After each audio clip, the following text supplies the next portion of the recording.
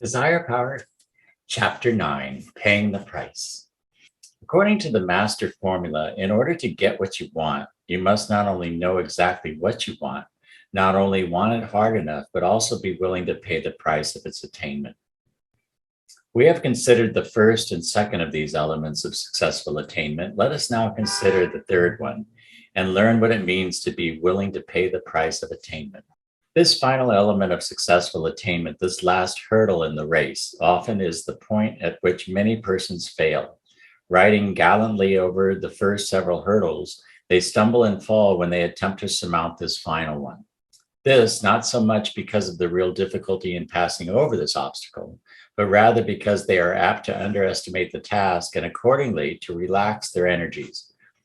Thinking that the race is practically over, they fail to observe care and caution and thus meet failure. With the prize almost in hand, they relax their efforts and lose it. The law of compensation is found in full operation in the realm of desire as well as in every other field and region of life and action. There is always present that insistence upon balance which nature invariably demands from those who seek her prizes. There is always something to be given up in order that something else may be gained. One cannot have his pie and his dime at the same time. He must spend the dime if he would buy the pie. Neither can one keep his dime and yet spend it. Nature boldly and plainly displays her sign, pay the price. Once more, let us quote the old adage, said the gods to man, take what thou wilt, but pay the price. When in actual experience you perform the process of selection of the dominant desires, with its attendant struggle for existence and survival of the fittest among the competing desires, even then you are beginning to pay the price of the attainment of your dominant desires. This because you are setting aside and relinquishing one or more sets of desires in favor of a preferred set. Every set of desires has its opposing set and also other sets which would be, to some extent interfere with its full manifestation. You must pay the price of attainment of the one set of desires by relinquishing the other sets. In order to attain the object of your desire for wealth, you must pay the price of relinquishing desires for certain things which would prevent you from accumulating money. In order to attain the object of your desire, for all possible knowledge in some particular field of study and research, you must pay the price of relinquishing your desires for a similar degree of knowledge in some other field of thought and study. In order to attain the object of your desire for business success, you must pay the price of hard work and the passing by of the objects of your desires for play, amusement, and enjoyment, which would necessitate the neglect of your business, and so on. To attain the object of any one set of desires, you must always pay the price of the relinquishing of the objects of other sets of desires. In some cases, this process of the inhibition of opposing desires is akin to that of weeding your garden or of pruning your trees, getting rid of the useless and harmful growths which interfere with the growth and development of the useful and advantageous thing. In other cases, however, the desires which you must inhibit and put away from you are not in themselves harmful or useless.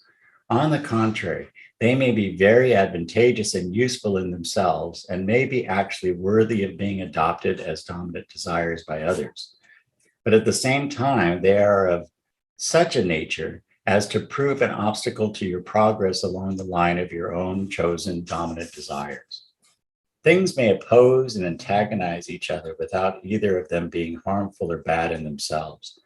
You cannot travel at the same time both forks of the road, nor can you travel north and south on any road at the same time, though either of these courses of travel may be good in itself. You cannot very well be a successful clergyman and a successful lawyer at the same time. If you have strong desires for both of these careers, you must choose the one you desire more and set aside the other. The girl with the two attractive suitors, the man with the two delightful sweethearts, the child with the dime gazing longingly at the two different tarts, each must choose and pass by the other and thus pay the price. Not only in the preliminary process of discovering and identifying your dominant desires are you called upon to pay the price, but you are equally called upon to do so at almost every subsequent step and stage of your progress and actual experience. There is always something presenting itself to tempt you into sidetracking your desire power, some alluring desires which beckon you from the straight path of attainment. Here you will find that it is hard to pay the price, and often you will gravely question yourself, asking if the things represented by the dominant desires are, after all, worth the price you are being called upon to pay for them. These temptations and struggles come to all. They constitute one of the tests thereby it is determined whether you are strong or whether you are weak in regard to your desire power. Here is the real test of whether or not you want it hard enough to make you willing to pay the price. Particularly difficult to overcome and conquer are those temptations which induce you to relinquish your desire for future attainment in favor of the gratification of present desires, or which tempt you to forego the attainment of permanent future benefits in favor of temporary, ephemeral, present benefits. The tempter whispers in your ear that you are foolish to content yourself with the skim milk of the present in the hope of obtaining the full cream of tomorrow.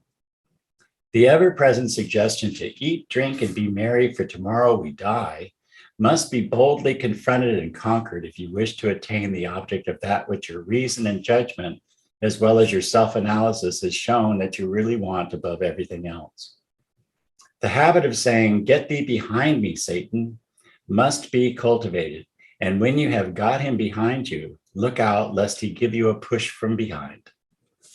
Here you determine whether or not you really want it hard enough. The drowning man is in no doubt concerning the value of the breath of air. He is willing to pay the price of it, no matter how high that price may be. The famishing man knows the value of food. The parched man knows the value of water. They are willing to pay the price and are not liable to be sidetracked from their dominant desire. The bull moose, seeking his mate, is willing to pay the price of danger and possible death lying in his path, but you cannot sidetrack him. The mother tiger cannot be sidetracked from the pursuit of food for her hungry cubs. She is willing to pay the price of risk of life without hesitation. When you begin to want it hard enough, along the same lines and reaching toward the same degree of intensity and insistence manifested by these creatures, then you will not hesitate to pay the price, to pay it in full and without hesitation. When you reach this stage, the tempter will whisper into ears deaf to his voice. In order to hold the current of desire power within the bounds of your channels of dominant desire, the banks must be erected and kept in a state of strength by willpower. The will to will must be called into manifestation. While desire is one of the fundamental elements of will, it is not all of will. Will is a subtle combination of conative desire and purposeful determination. It springs from desire, but it evolves into something which is capable of mastering desire by its power of willing to will. In the book of this series entitled Willpower, the subject of will in all of its phases is considered in detail. Those who are especially interested in this phase of the general subject are referred to the said book. It should prove helpful to them. Here follow 3 general rules which you should note very carefully in connection with the subject of inhibiting and setting aside the temptations of conflicting desires, and those desires which are constantly springing up and tempting you to forego paying the price or to become sidetracked from the path of attainment of your dominant desire. 2 of these rules are along the lines of which we have spoken in connection with the influence of representative ideas upon desire power. 1, under temptation by sidetracking desires, use every effort to feed the flame of desire of your dominant desires by an increased supply of suggestive ideas and mental pictures tending to stimulate its heat and incite its energy. 2, at the same time, strenuously avoid feeding the flame of the tempting desires by suggestive ideas and mental pictures likely to arouse or incite them. On the contrary, carefully and positively refuse to admit such ideas and pictures to your mind so far as is possible. Seek to starve the fires of such desires by withholding from them the fuel necessary for their continuance and support. The 3rd rule involves another psychological principle and is as follows. Number 3, so far as is possible, transmute the sidetracking desires into forms more in accordance with the general trend of the dominant desires, thereby converting them into helpful rather than harmful emotional energy. In the case of the first rule above stated, you tend to inhibit the energy of the sidetracking desires by imparting additional energy to the dominant desires. When the attention is strongly attracted or held by the suggestive ideas and mental pictures of a strong set of desires, it is not easily diverted by those of a weaker set. The strong light of the former tend to cast the latter into a comparative shadow. The attention firmly concentrated and held upon one particular set of ideas and mental pictures refuses to accept the demand of another set. Keep the attention busy with the advantageous set, and it will have no time for the consideration of the opposing set. With these opposing suggestive ideas and mental pictures kept out of the field of conscious attention, the desires associated with them tend to die down and finally to disappear. In the case of the second rule above stated, you deliberately and determinedly refuse to feed the flame of the sidetracking desires with the fuel of suggestive ideas and mental pictures. Instead, you proceed deliberately and determinedly to starve that flame. No flame of desire can long continue to burn vigorously if its supply of suggestive fuel be cut off from it. Cut off the fuel supply of any desire, and it will begin to decrease in vigor and force. Refuse to allow your mind to dwell upon the ideas or mental pictures tending to suggest the sidetracking desires. When such ideas and pictures intrude themselves and seek to attract the attention, you must deliberately turn your attention to something else, preferably to the suggestive ideas and pictures of your dominant desires. The Roman Catholic Church evidently recognizes the value of this rule, for its teachers instruct their pupils to form the habit of turning their attention to prayers and certain forms of devotional exercises when temptations assail them. The attention being directed to and held firmly upon the devotional exercise or ceremony, it is withheld from the suggestive ideas and mental pictures of the tempting desire. And accordingly, the latter loses strength and in time dies away. Without detracting from the value of the religious element involved, we may say that it is certain that the purely psychological effect of such course is highly advantageous. You would do well to apply the principle in your own case. In the case of the third rule above stated, you transmute the energy of the sidetracking desire into that of desires more in accordance with the general trend of your dominant desires. In this way, you not only obviate the danger of the interference and distraction of the sidetracking desires, but also actually employ the basic energy of desire power to feed the flame of the advantageous desires. Here, the principle involved is not so well known as are those involved in the other rules, but that principle is sound nevertheless and is capable of being employed with remarkable results by the individual possessing sufficient willpower and determination to apply it. As an example of this principle of the transmutation of the form of desire force, let us point you to a fact well known to scientific observers. That is, that the energy of the sexual passions may be transmuted into the energy of any kind of mental or physical creative work. This fact is also known to priests and others who are called on for advice from those wishing to control passions of this kind. The explanation probably lies in the fact that sexual desire is essentially creative in its fundamental nature, and therefore is capable of being diverted to other forms of creative activity. But whatever may be the true explanation, it is a fact that the person experiencing strong, intruding sexual desires may proceed to master and control them by means of engaging in some form of creative work in which the elemental creative energy is transmuted into other forms of creative force. For instance, one may create by writing, musical composition, artistic work, or making and constructing things with the hands. In fact, by any kind of work in which things are made, put together, constructed, or created in any way.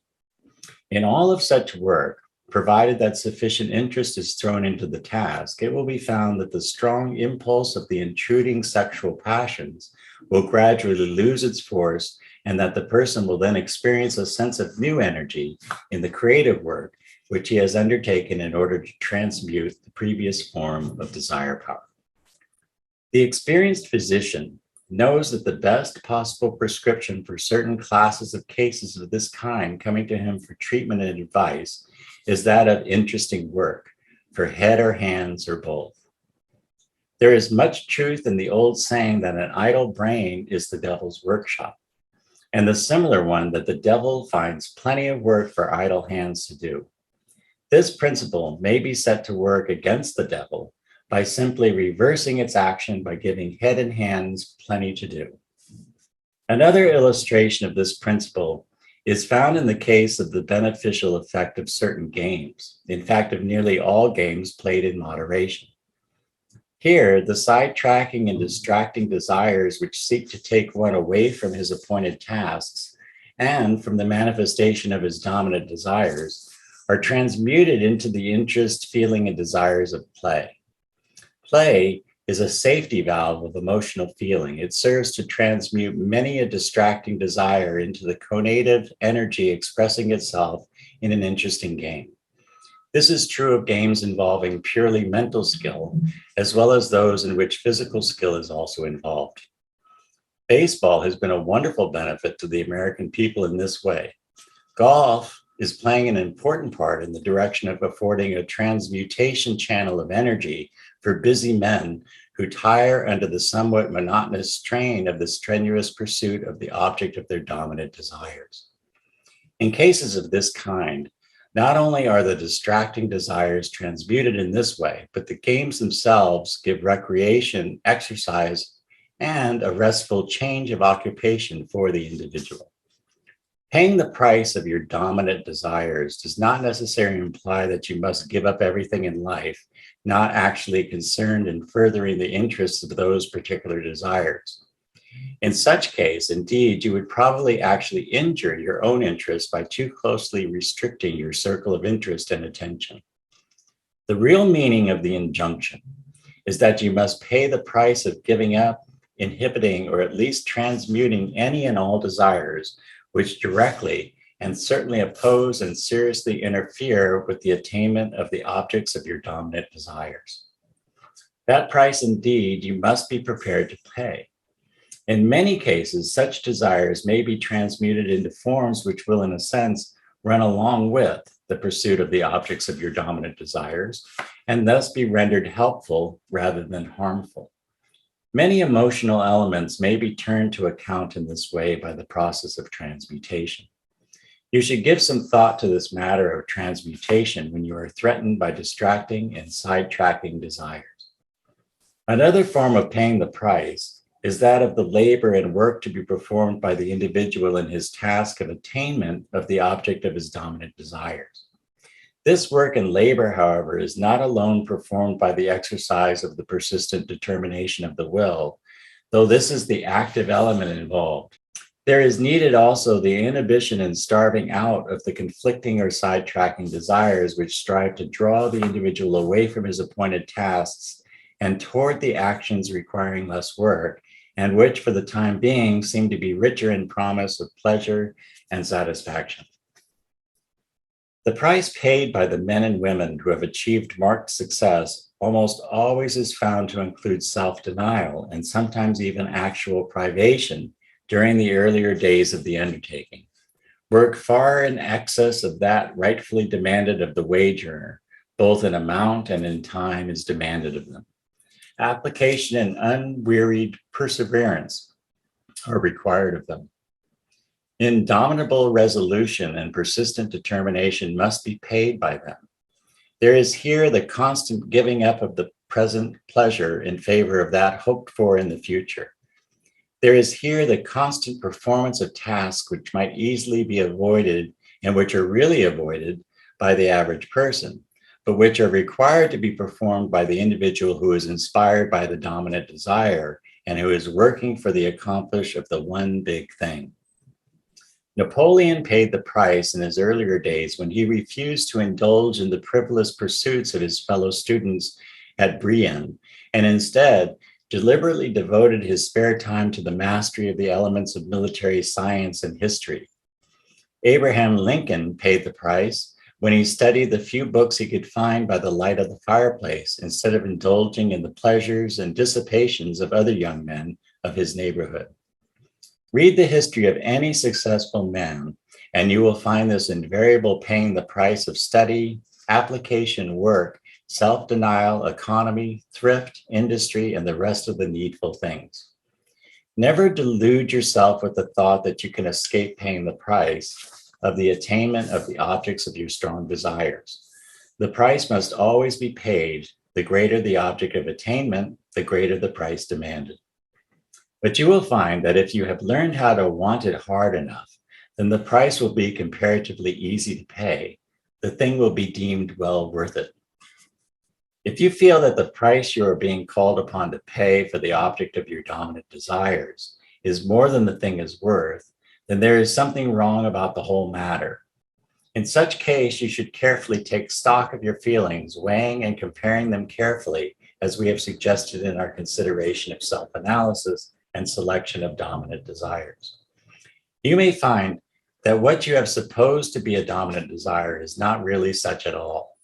Or you may find that you have failed to include some necessary element or phase of the dominant desire, or that you have failed to make some possible transmutation of distracting desires, or have failed to inhibit or starve out sidetracking desires, or possibly that you have failed to feed the flame of your dominant desire properly. At any rate, there is something wrong in such a case, and you should seek the remedy.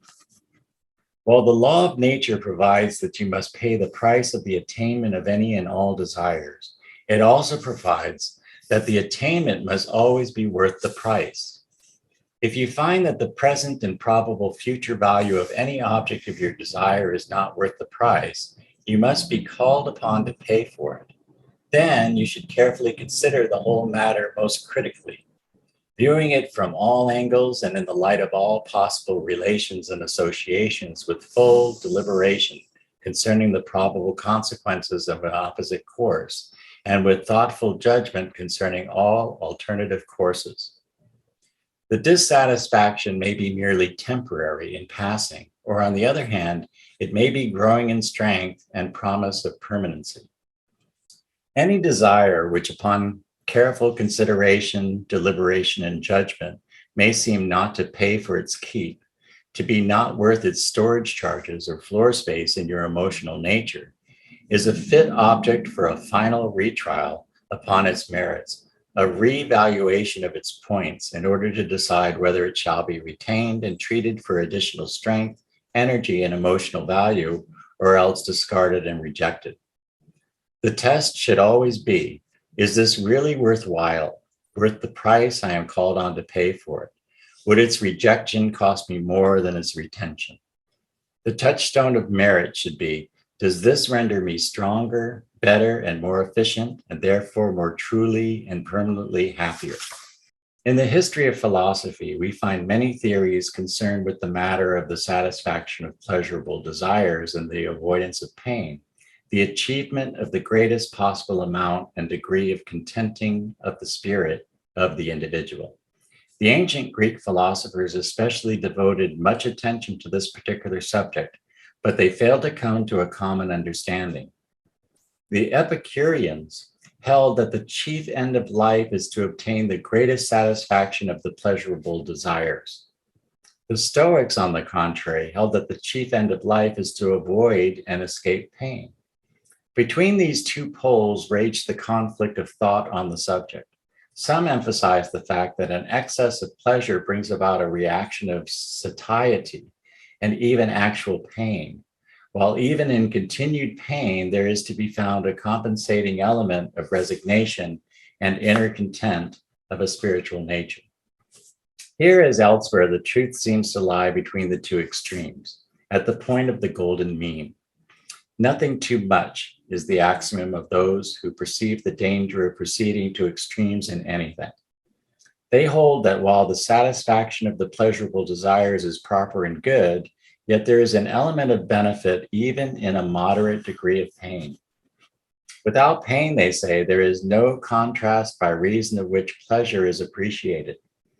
The escape from pain, or the avoidance of pain, is doubly pleasurable when the nature of the pain is known by experience. But even here, we find the tacit admission that the chief end of life is the attainment of happiness, the content of the spirit for which all living things consciously or unconsciously strive. Perhaps the most practical of all the philosophical theories upon the subject of the securing of the maximum of pleasure and the minimum of pain is that theory without a name, but which is followed by many of the strongest and most successful men of the world. This theory combines the principles of both Epicureanism and of Stoicism, and seemingly blends them in a practical harmony. The cardinal principle of this practical philosophy may be expressed in the following adage: sacrifice the lesser pleasure to the greater, taking into consideration the element of permanency and ultimate value. If any desire is found to result in a greater degree of pain than of pleasure, sacrifice it, unless it contributes to the success of the greater desire.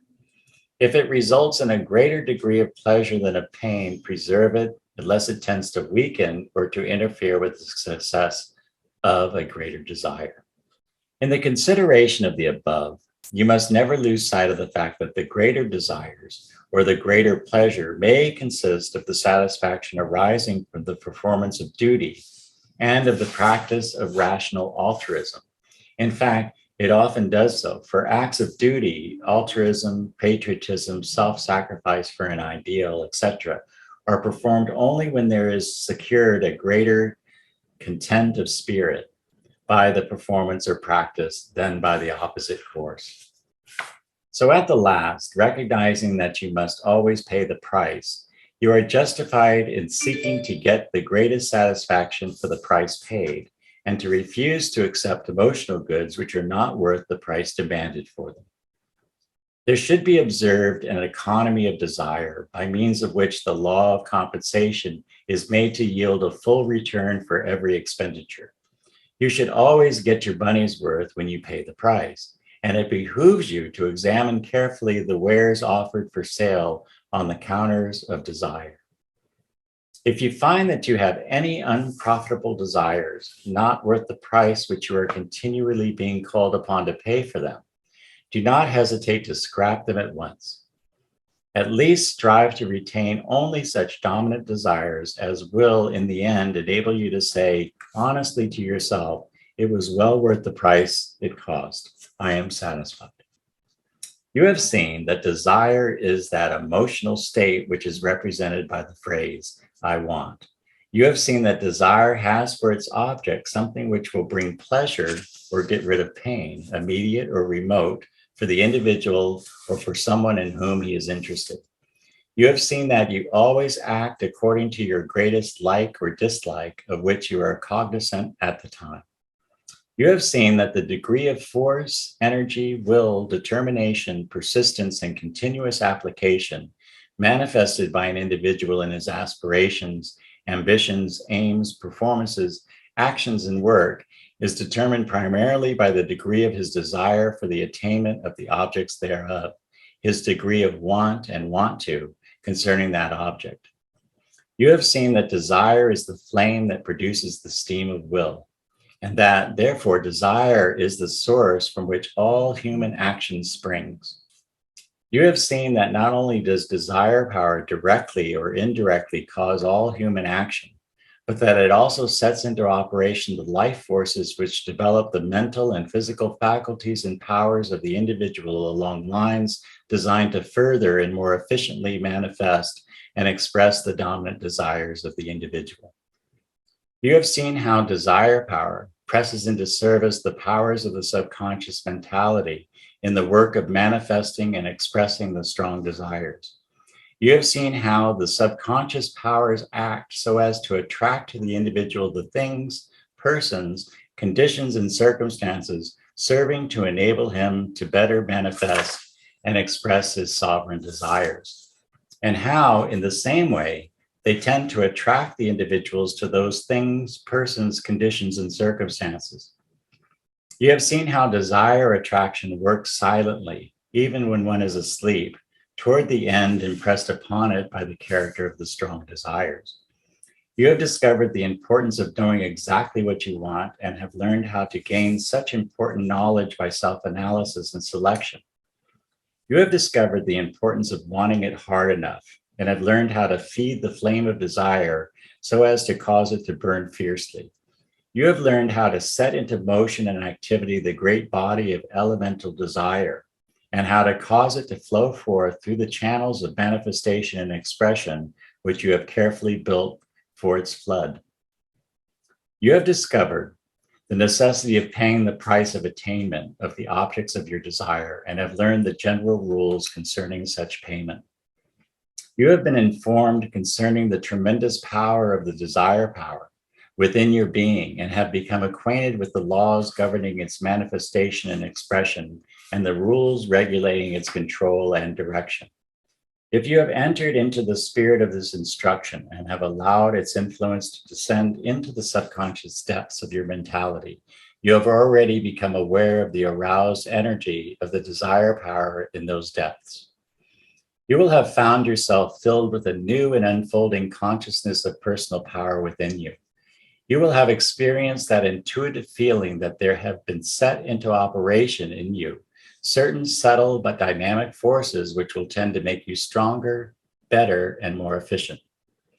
As you proceed to arouse into further activity these great forces of your nature and to direct their channel of manifestation and expression, you will from time to time receive actual evidence and proof that you are traveling along the right road and are employing the proper methods.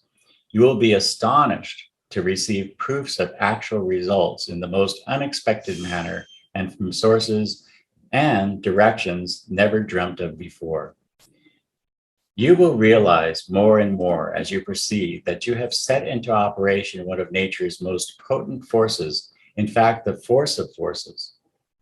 Finally, you will begin to realize that the very actual presence within you of a dominant desire, which has won its place in the struggle for existence and which has stood all the tests, is practically the prophecy of its own fulfillment.